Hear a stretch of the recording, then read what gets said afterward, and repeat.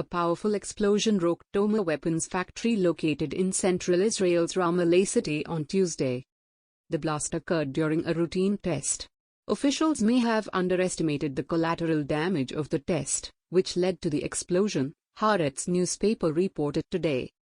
The factory produces rocket engines, Arrow for missile interception system, and Ofek satellite launchers, and houses variety of missiles. A video shared on Twitter showed a mushroom cloud reportedly caused in the skies above the blast site. There are so far no reports on casualties and damage. The report said that senior defense officials investigating what went wrong, and whether guidelines were adhered to.